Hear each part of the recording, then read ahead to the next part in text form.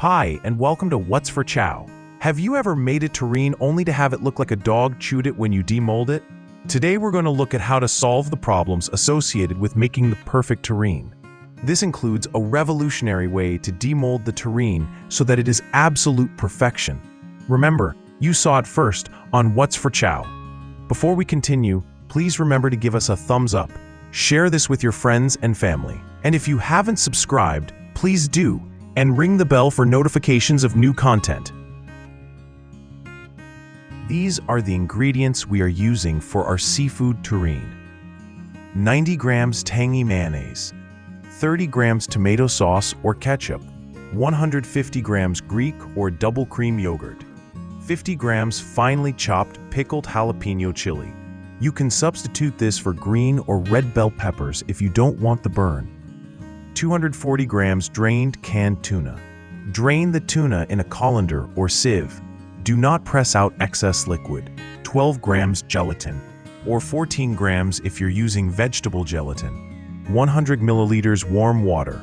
Pour the gelatin into the water now in order that the gelatin can rehydrate while we continue with the recipe. Place all the ingredients, except the peppers and the gelatin, into a tall jug. Use your stick blender to machine the mixture until it is smooth. You can also do this in a regular stand blender. Once the mixture is smooth, add the finely chopped peppers. Give the gelatin mixture a brief stir and add this as well. Use a spatula to mix this all in thoroughly. Spray 4 ramekins lightly with cooking spray and share the terrine mixture between the 4 ramekins. Transfer the ramekins to a tray and cover them with cling film. Transfer the tray to your refrigerator for at least 4 hours to set.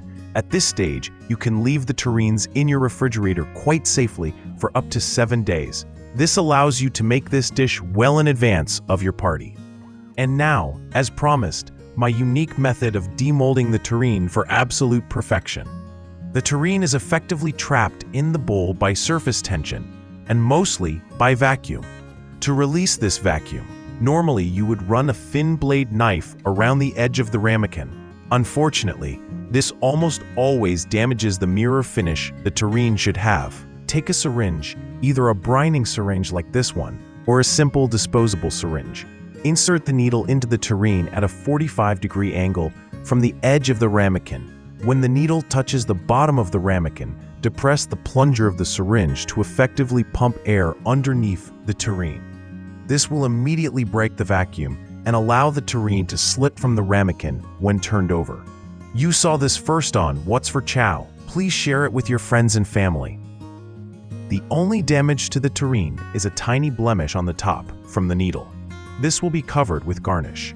For garnish, I am using a combination of hot sauce and a relish made from chopped parsley, garlic, and olive oil. Top this off with a few coriander leaves and a sprig of basil, and you're ready to go. Optionally, you can add a couple of lime wedges for the bonus plan. That's it for today, folks. Please leave a comment below, and we'll see you again real soon.